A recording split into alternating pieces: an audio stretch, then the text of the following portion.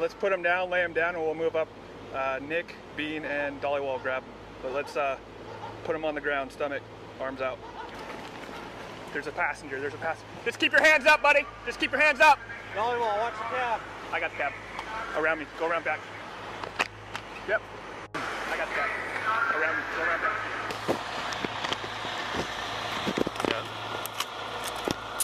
You guys can, you'll explain to me what's going on? Yes, sir. Is your name Mark? Yes, it is. The grand jury returned an indictment. Mark Redwine would be arrested and charged with second-degree murder and child abuse resulting in death in connection with his son's death. Mark, do you have any weapons on you, sir? No, sir, I do not. All right, so go ahead and this meeting. There you go. They tracked him down whilst he was on a trucking job all the way in Washington State.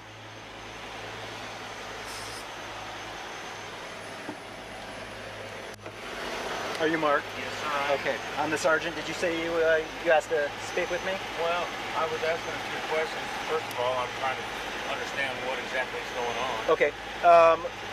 Before we get going here, I do got to let you know I am equipped with the body-worn camera. It records both audio and video. Okay. Have you been read your Miranda rights yet? No, I have not. Okay, let me make sure I get those read to you so that I'm trying to answer all the questions you have. But because you're in handcuffs and because you're in the back of a police car, I do want you to know what your rights are too. I haven't done anything for me to have my rights. Okay. You have the right to remain silent. Anything you say can be used against you in a court of law. The reason why you're in handcuffs right now is because we received a call from an agency in Colorado. What had happened is they had got information that you were potentially up here, and they said that they had a warrant for murder second for you. I have no clue what that's regarding. I'm sorry? I have no idea what that's about. Okay. He stayed calm as he was put in the back of the car and told detectives he had no idea what any of this was about. Yeah, are you Ricardo? Yes, sir. Okay, and that's Mark with you? Yes. Okay. Mark's got a murder warrant out of Colorado. Okay?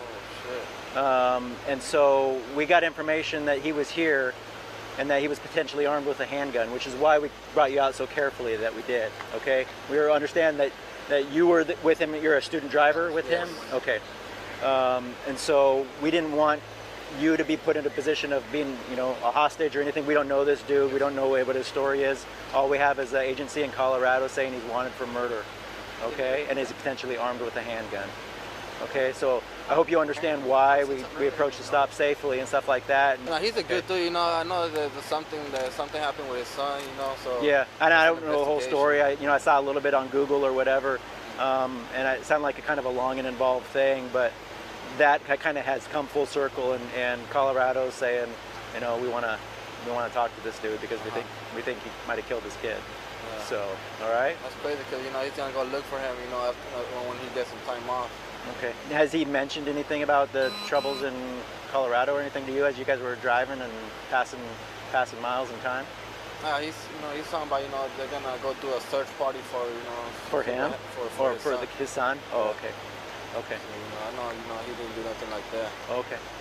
All right. So let me just pat you down real quick. Make sure you don't have any weapons. I'll get you out of those handcuffs. I will ask that you kind of hang out. Hi, my name is Dylan Redwine, and my son Dylan Redwine was visiting his dad up in Durango. 13 years old. Okay, so he's staying with his dad. And what's the dad's name? Mark Redwine. And his dad texted me a little while ago and said he could not find Dylan. And when was the last time you saw him? He texted me a couple hours ago. So, does he have any idea where he may have gone? And not according to him, no. We're inseparable. I mean, anywhere I was, he was right there beside me. He would come to me before he would go to his mom.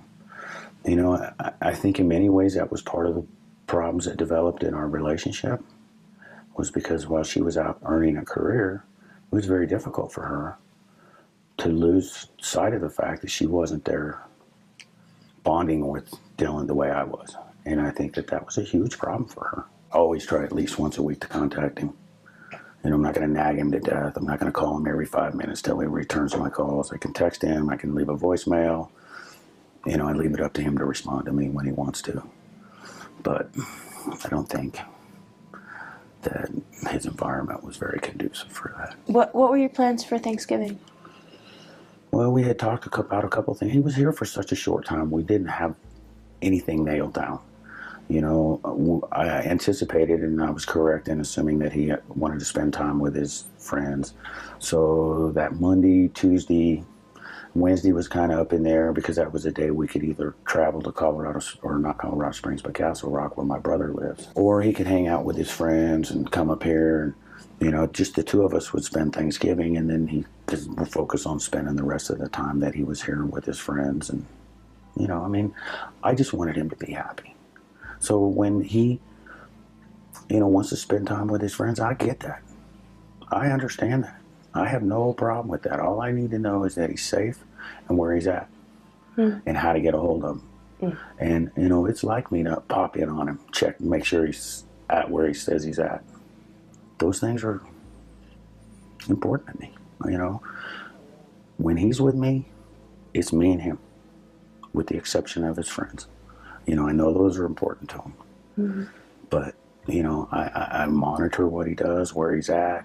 You know, it's just me and him. There's not people coming and going in my life, because everything I focus on is him and us being together and spending that time. Volunteer search teams and law enforcement started canvassing the region around Vallecito Lake, which spans a vast... I think somebody knows where he is. I don't know if somebody's hiding him or if somebody's already done something horrible to him. The mother of a missing Colorado teenage boy now fears foul play in the disappearance of her 13-year-old son. He's been missing for more than a week, and 7 News reporter Mark Stewart is live. Mark, you're asking investigators if they're keying in on a particular person. Mike, late today, I talked to the sheriff's office in La Plata County. I asked, is there a suspect? Is there a person of interest? And for the moment, the answer is no. Tonight, the FBI and the sheriff are talking, trying to decide what to do next. The panic is just, you know, where is he? You know, is he hurt? Is he, you know, was he able to have turkey at Thanksgiving? You know, just all the things you want for your children. Then the panic sets in because I can't do anything. The panic Dylan Redwine's mother is feeling is shared across La Plata County, from a sign at the local Dairy Queen to the billboard at this church. For a second day, investigators searched a nearby lake. They found nothing. Once again, they're depending on tips from the public. Just imagine we have 7 investigators with 7 pairs of eyes working the case, but we have over 50,000 residents in La Plata County. Investigators say they're not giving up, yet with no word from Dylan, who texts all of the time, his mother is trying to find some hope. I don't mean to be a pessimist because it's my son's life we're talking about, but Dylan would have called by now. If you lead us to him, I absolutely guarantee you that I would not arrest you today. If you told me where Dylan is today, and you take me to Dylan, show me where he's at, and I'll drop you back off at your car and your house, we want him back home.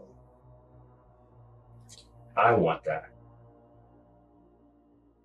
If you show us today, show where he's at today, just bring us there. I guarantee you, I'll cut you loose. I'm not going to arrest you today.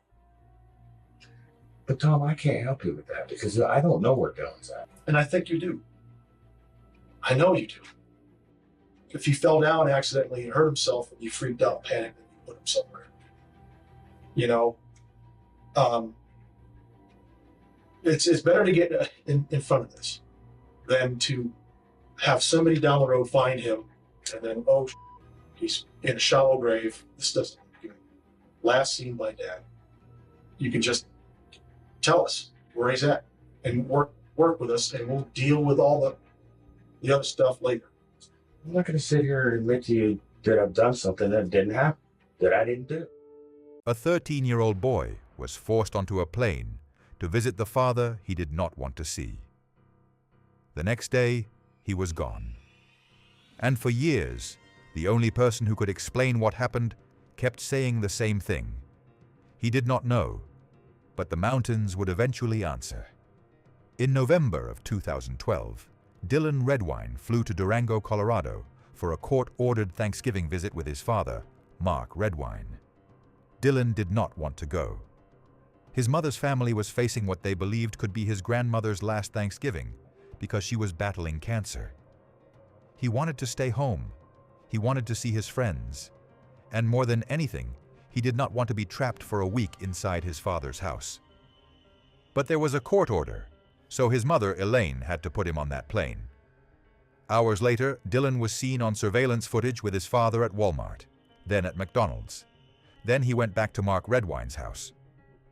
At 9:37 p.m., Dylan sent his last known text message. 9 minutes later, his phone stopped working.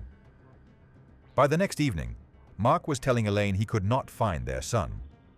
And from that moment forward, the question that haunted everyone was simple. Did Dylan walk out of that house? Or did something happen before he ever had the chance? Stay with me, because this case is not just about a missing child.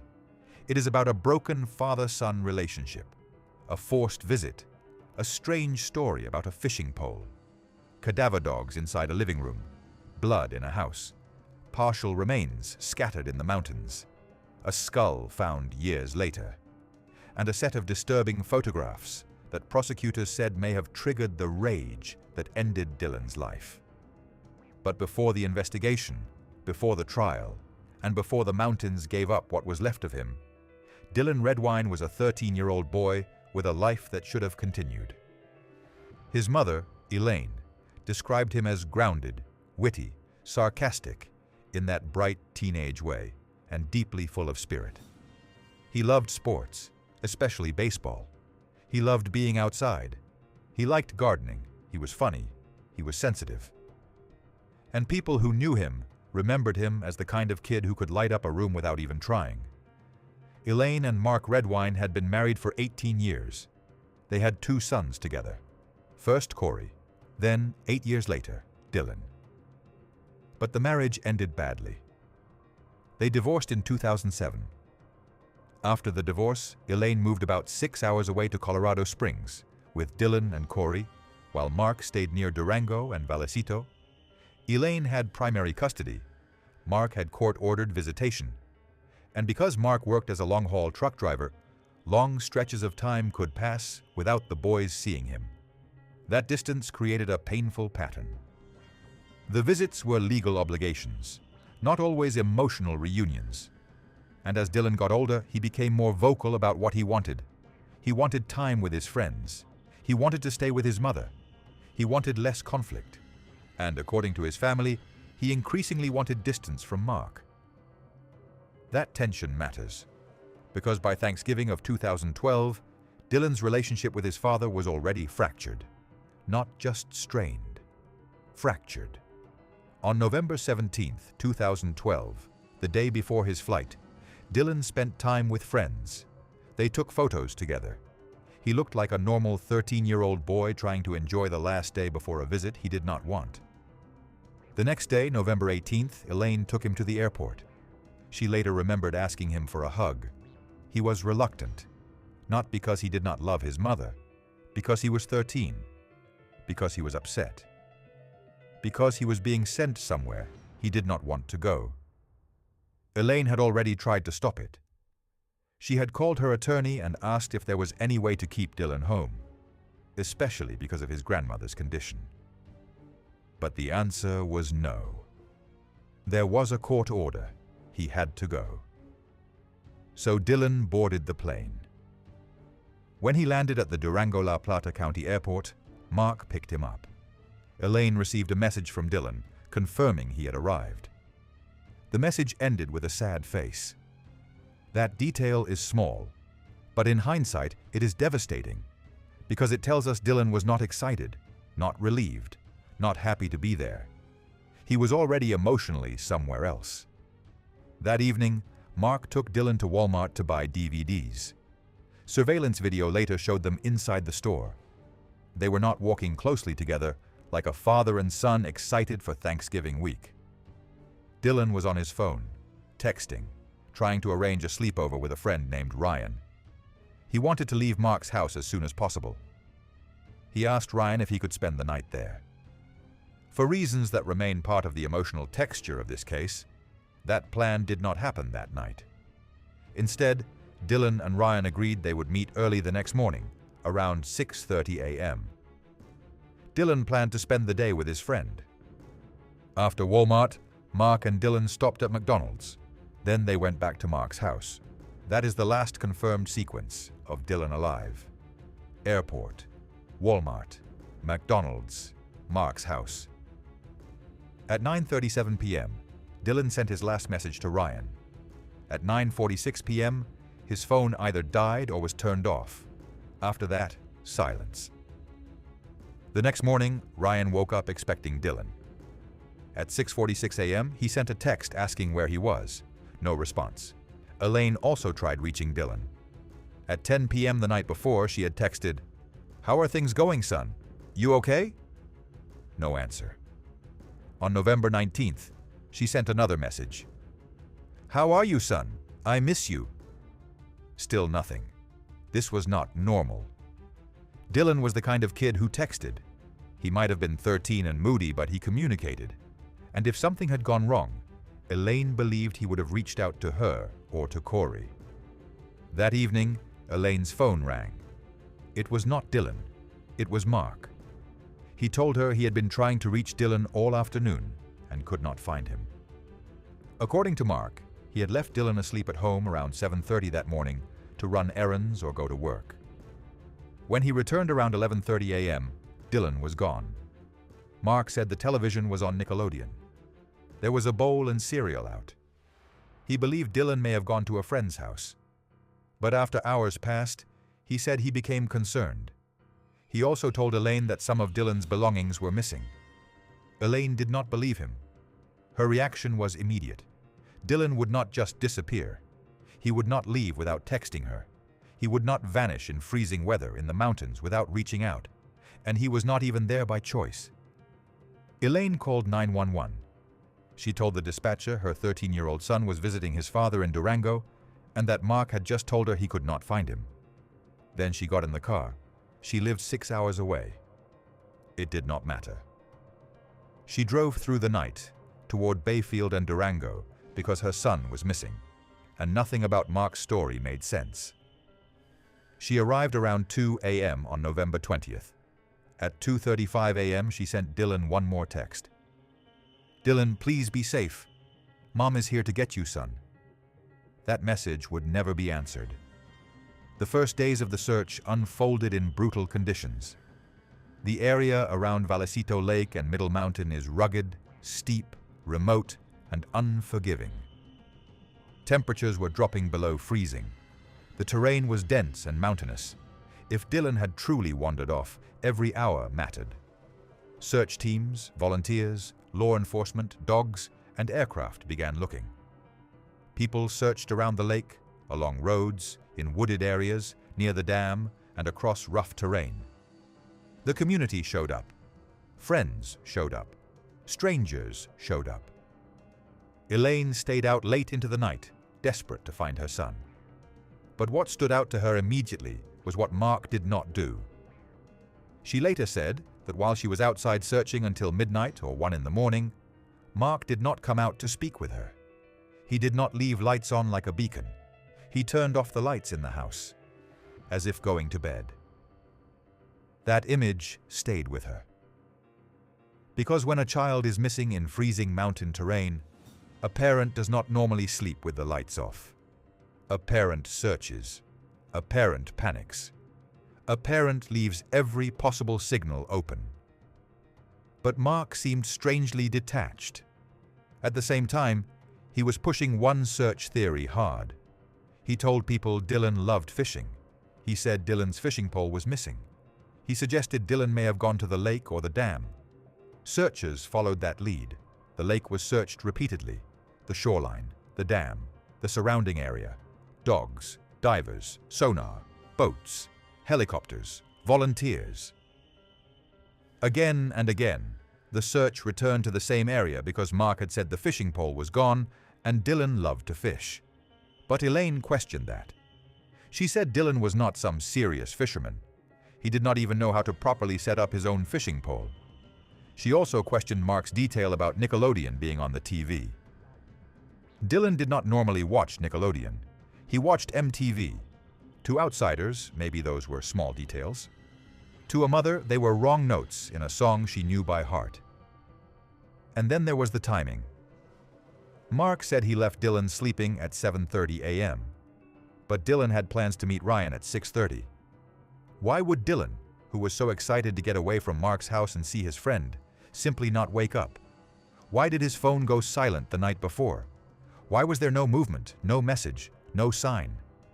Within the first week, Elaine began saying publicly that she feared foul play, not because she wanted drama, because Dylan would have called. By then, the known timeline looked like this. Dylan landed at the Durango-La Plata County Airport at 5:46 p.m. on November 18th. At 7:05 p.m., he and Mark were at Walmart. At 7:22 p.m., they were at McDonald's. At 9:37 p.m., Dylan sent his last known text message. At 9:46 p.m., his phone went dead or was turned off. The next morning, he never showed up at Ryan's house, and by evening, Mark was reporting him missing. At first, the sheriff's office did not name Mark as a suspect. They had to be careful. A missing child investigation cannot run on family anger. It needs evidence. But investigators were asking the same questions Elaine was asking. Why did Mark's story feel so thin? Why did he seem so focused on the lake? Why blame Elaine? Why say Dylan may have run away because of custody conflict? And why was the last known person with Dylan so strangely unwilling, in the eyes of the family, to fully engage in the search? Mark gave interviews. He talked about loving Dylan. He said Dylan meant everything to him. But he often spoke about his son in the past tense. He was a wonderful boy. He meant everything. That does not prove guilt. Grief makes people speak strangely. But in this case, it became one more detail people noticed. Elaine and Corey began confronting him publicly. 2 months after Dylan disappeared, they protested outside Mark's house with signs demanding answers. Corey said Mark was the last person to see Dylan and was not helping enough. The family pressure intensified. So did the investigation. With help from the FBI, law enforcement searched Mark's house. Cadaver dogs alerted inside the home and in the back of Mark's truck. Investigators also found blood in the living room area, on furniture, on the floor, on surfaces. At least one sample was identified as Dylan's blood. That was a major development, but it was not simple. Dylan had visited his father's house before. The defense would later argue that any blood could have come from an earlier innocent injury. One witness would say Dylan had once cut his finger in the house long before the disappearance. So the prosecution could not simply say, blood equals murder. They had to build the whole picture. The dogs, the blood, the last known sighting, the phone going dead, the strange lake story, the fishing pole, Mark's behavior, and a secret that had humiliated Mark and changed his relationship with Dylan. That secret came from Corey. In 2011, Dylan, Corey, and Mark had taken a trip together. During that trip, while Mark was asleep, Dylan used his father's laptop. He found deleted files. Inside those files were disturbing photographs of Mark dressed in women's clothing and engaging in humiliating fetish behavior involving a diaper and feces. Corey was horrified. Dylan was horrified. Corey took photos of the images on his phone. He later said it was something he never imagined seeing, especially involving his father. He told Dylan they should keep it between them. But Dylan was 13, and Dylan, according to his family, was not the kind of kid who stayed quiet when something bothered him. He was honest, direct, sometimes too direct. The photos changed the way Dylan saw his father. According to Corey, Dylan lost any remaining admiration he had for Mark that day. Months before he disappeared, Dylan reportedly asked Corey for the pictures because Mark had criticized Elaine and Corey as bad influences. Dylan wanted to show Mark who he really was. Corey did not send them to Dylan then. But he did send the images to Mark at some point before the disappearance. That meant Mark knew his sons had seen them. He knew Dylan knew. And according to prosecutors, that created a motive. Not because the photos themselves were a crime, not because private sexual behavior automatically predicts violence, but because of what those photos may have represented to Mark: humiliation, exposure, loss of control, and a 13-year-old son who might confront him with something he could not tolerate. Later, the family appeared on the Dr. Phil show. Elaine, Corey, and Mark all sat together. The confrontation was raw. Corey told Mark he hated him and that he had not been a father. Elaine directly accused Mark of hurting Dylan. And when the photographs came up, Mark first denied them in a strange way. He said he was not denying it was his face, but he claimed the photos had been fabricated or staged as part of a trap. He said he had created something so outrageous that Elaine and Corey would not be able to talk about it. That explanation did not help him. To Elaine, his words and body language confirmed something she had already feared. Dylan was not alive. Authorities obtained the Dr. Phil footage as potential evidence. The episode produced tips, but none solved the case. Investigators kept pressing Mark. An FBI agent told him plainly that everything led back to him. In one interview, the agent offered him a chance. If Mark would take them to Dylan that day, he would not be arrested that day. The goal, the agent said, was to bring Dylan home. Mark refused. He insisted he did not know where Dylan was. He would not admit something he claimed he did not do. But soon, the mountains would change the investigation. During the winter, parts of Middle Mountain were inaccessible because of snow. The region sits thousands of feet high. Roads close. Terrain becomes dangerous. Searches had to pause or shift. Then the snow melted. In the spring of 2013, Mark was reportedly seen driving alone on Middle Mountain Road. That mattered because searchers had not focused there before. The area was remote, difficult, dangerous. And soon after, search teams moved in. This was not a casual search. It involved dozens of handlers, cadaver dogs, ATVs, horseback teams, and specialized searchers. Then they found a shoe, a Nike Air Jordan, size 7 youth. It appeared to match the shoes Dylan had been wearing in the Walmart surveillance video. That was the breakthrough. The next day, dogs alerted in the area. Searchers found bones, a long bone, other remains. Testing confirmed they belonged to Dylan Redwine. The search for a missing child became a recovery, but only partial remains were found.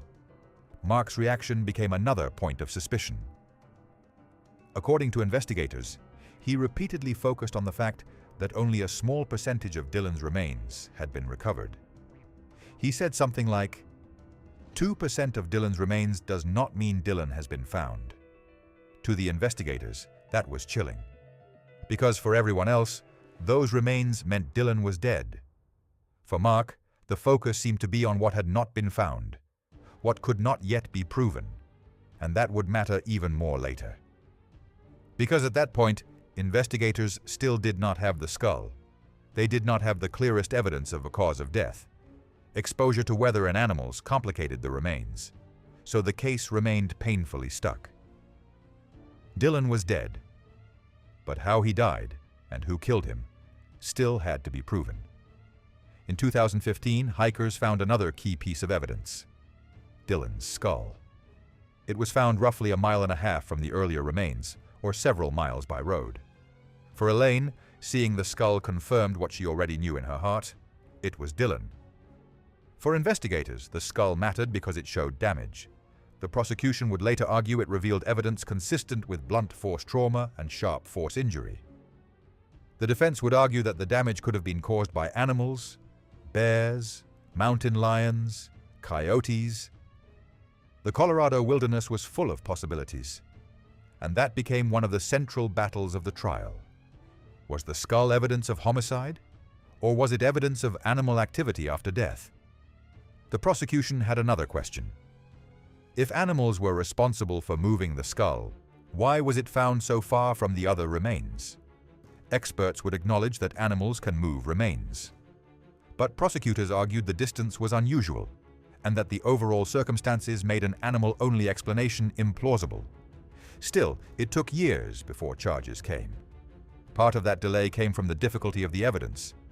This was not a case with surveillance footage of a murder. no confession, no eyewitness, no complete body found at once, no clear murder weapon. The case was circumstantial. But circumstantial does not mean weak. It means the truth is built piece by piece. And in 2017, the case reached a turning point. Christian Champagne became district attorney in La Plata County. He had already worked on the Dylan Redwine case as a deputy prosecutor. Now, with more authority, he pushed to present the evidence to a grand jury. The grand jury returned an indictment. Mark Redwine was charged with second-degree murder and child abuse resulting in death. He was arrested in Washington state while working as a truck driver. During the arrest, he seemed calm, surprised.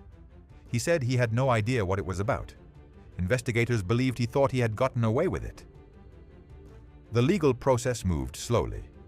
There were delays, there were mistrials. One trial attempt was derailed when a juror conducted independent research. Another was interrupted by COVID-related issues involving the defense. Years passed. For Elaine, every delay was another wound. Dylan had disappeared in 2012. His remains were found in 2013. His skull was found in 2015. Mark was arrested in 2017. But the trial would not fully proceed until 2021. By then, Dylan had been gone for nearly 9 years. The trial took place in La Plata County. The prosecution's case was that Dylan died inside Mark Redwine's home on the night of November 18, 2012, after a confrontation between father and son. They did not charge first-degree murder because they could not prove premeditation. They did not claim Mark planned the killing in advance. Instead, they argued second-degree murder, that Mark knowingly killed Dylan in a sudden act of rage. The motive, they argued, was the deteriorating relationship between father and son, inflamed by the compromising photographs. The prosecutor told jurors that Dylan was with Mark only because a court order forced him there, that Dylan had no real desire to spend time with his father, that Mark knew he was losing control of the one son still required to visit him, and that one confrontation, perhaps Dylan mentioning the photographs, was enough to ignite fatal violence. The prosecution introduced evidence of the photos for a limited purpose: to show conflict, to show motive, to explain why Dylan's relationship with Mark had deteriorated. Corey testified. He described the trip when Dylan found the photos. He described Dylan's reaction. He described how disgusted and upset Dylan was. He also testified that he still loved his father, which made the moment even more painful. He did not want to be there, but he was there for Dylan. The prosecution also showed jurors a recreation of Mark's living room. They wanted the jury to see where the blood was found, to understand the layout, to picture how the evidence fit inside the space. Blood associated with Dylan had been found in the living room area. Cadaver dogs had alerted there. Cadaver dogs had also alerted in the back of Mark's truck. To the state, this supported the theory that Dylan died in the house and was later transported. Then came the remains. The shoe found on Middle Mountain, the bones, the skull, the distance between remains, the injuries, the missing electronics, Dylan's phone, iPad, backpack, and wallet were never found. The prosecution argued that animals did not explain the whole picture. The defense argued the opposite. Mark Redwine's lawyers said the state had built a case on emotion and embarrassment. They said prosecutors liked the disturbing photos more than they liked the science. They argued that the evidence did not prove Mark killed Dylan. They emphasized animal damage. They emphasized uncertainty about when the blood entered the living room. They argued that Dylan could have left the house and encountered danger in the wilderness. They told the jury not to convict a man because his private sexual behavior disgusted them. And that was an important defense point. Because jurors could not convict Mark simply for being strange, humiliating, or disturbing. They had to convict him only if the evidence proved beyond a reasonable doubt that he killed Dylan. The defense also pointed to the lack of direct evidence. No eyewitness, no confession, no murder weapon, no complete timeline of exactly how Dylan died. They argued that the prosecution's theory required too many assumptions. The state responded that the defense had no plausible explanation for the totality of the facts. Why did Dylan's phone go dead inside the narrow window after returning to Mark's house? Why did Dylan never make it to Ryan's house at 6:30 a.m.? Why did Mark push the lake theory based on a supposedly missing fishing pole? Why did the fishing pole later reappear? Why were cadaver dogs alerting inside the house and truck? Why was Dylan's blood found in the living room? Why were his remains found on Middle Mountain after Mark had been seen in that area? Why focus on the percentage of remains found instead of the death of his son? And why did Mark show so little visible grief in the eyes of people who knew him? Mark did not testify. That was his right. A defendant never has to take the stand. The jury could not hold that against him. But everyone in that courtroom watched him, watched how he reacted as witnesses described Dylan, as Elaine testified, as Corey testified, as remains were discussed, as the photographs were shown, as the state described the death of his son. To many observers, he seemed emotionless, detached, unmoved. Again, emotion is not evidence by itself. But in a circumstantial case, behavior becomes part of the story the jury absorbs. Elaine testified through tears. She described Dylan as sweet, funny, charismatic, and deeply empathetic. She read the last texts she sent him, the unanswered messages, the desperate plea for him to be safe. She identified Mark in court. She looked at him directly.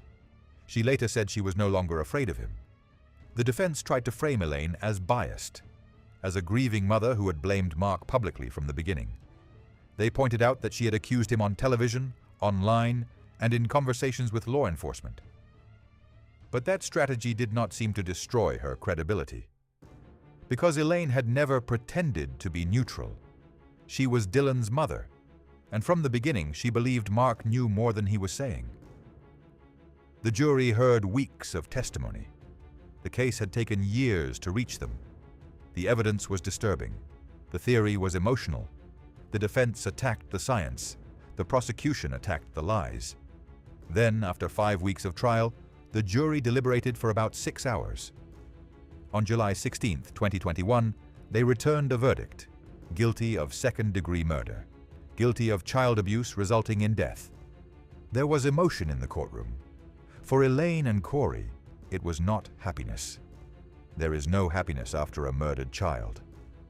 But there was confirmation, a legal acknowledgement of what they had believed for nearly 9 years. Mark Redwine had killed Dylan. At sentencing, Elaine addressed the court. She spoke of Dylan's final moments, imagining her son looking at his father and realizing his father was his killer. She said she was relieved Mark would no longer be free to hurt them. Corey spoke too. He said Dylan had become his hero, that in 13 years, Dylan had shown more courage than Mark had shown in 60. Mark declined to speak. But the judge read from a statement Mark had submitted to the probation department. Mark called the case a miscarriage of justice, a fake conviction, a sham trial. He maintained his innocence. The judge, Jeffrey Wilson, was not persuaded. He told Mark that as a father, his obligation had been to protect Dylan. Instead, the judge said, he inflicted injuries sufficient to kill him in the living room. Then, after whatever rage or passion caused the act had passed, Mark thought only of himself. He cleaned up. He hid the body. He separated Dylan's head from the rest of the body. And after everything that had been heard in court, the judge said Mark still took no responsibility. He said he had trouble remembering a convicted defendant who showed such a complete lack of remorse.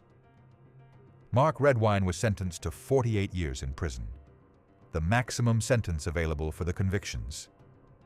For Elaine, no sentence could equal Dylan's life. But at least Mark would likely die in prison. And yet, even after the verdict, the case leaves behind hard questions. Not about who the court found responsible. That answer is clear. But about how a child ends up in a place he does not want to be, because a court order says he must go. About how custody conflict can force children to carry adult tensions they never created. About how a teenager's fear can be dismissed as attitude. About how a parent can become the danger. Dylan Redwine did not want to visit Mark that Thanksgiving. He boarded the plane anyway. He texted his mother a sad face. He asked a friend if he could sleep over. He planned to leave the house early the next morning. He never got that chance. And that is the tragedy at the center of this case. The mountains were dangerous. The cold was dangerous. The terrain was dangerous. But Dylan's greatest danger was not out in the wilderness. It was inside the home where he was supposed to be safe. A father's house, a court-ordered visit, a place where a child should never have had to fear the adult waiting for him. Elaine later said she does not believe closure is real when you lose a child. You do not close the chapter and move on. You carry them. You mourn them. You celebrate them. You keep saying their name. That is what Dylan's family has done. For years, they searched. They pushed. They testified. They endured television confrontations, legal delays, public speculation, and the horror of learning their worst fear was true. They did not stop. And because they did not stop, a case that once seemed impossible to prove finally reached a jury. Dylan Redwine was 13. He loved baseball. He loved his friends. He loved his mother and brother. He was funny, honest, and brave enough to speak the truth even when adults around him wanted silence. His life was not defined by the way it ended, but the way it ended should make us listen. When a child says he does not feel safe, listen. When a child resists a visit, ask why. When a story depends on too many convenient details, question it. And when a family refuses to stop searching, do not mistake grief for obsession. Sometimes grief is the only reason the truth survives. Mark Redwine told the world he wanted Dylan home, but Dylan was already gone, and in the end, the same mountains where Mark thought the truth might disappear became the place where the truth started coming back. One shoe, one bone, one skull, one piece at a time, until the story could no longer be buried. If this case stays with you, leave your thoughts below. Do you believe the motive was enough to explain the rage? Do you believe the court should have forced Dylan to go on that visit? And how many times do children have to say they do not want to go somewhere before adults finally take that seriously? Dylan Redwine should have spent Thanksgiving with the people he loved. He should have grown up. He should have played more baseball, made more jokes, annoyed his brother, hugged his mother, and become the man everyone who loved him imagined he could be. Instead, his life ended in a house where he should have been protected. But his name did not disappear in those mountains. His family made sure of that. And now, so should we.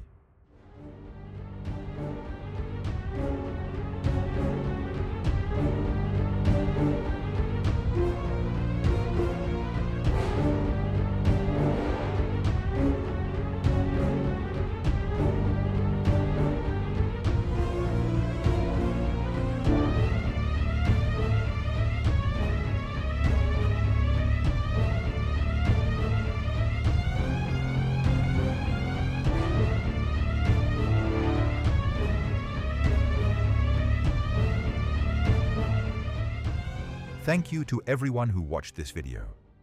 We truly hope this story mattered to you. And if you'd like to support the channel and help us continue creating content, please like the video, leave a comment, share it, and subscribe to the channel. Your support really makes a difference, and we genuinely appreciate every person who helps keep these stories from being forgotten.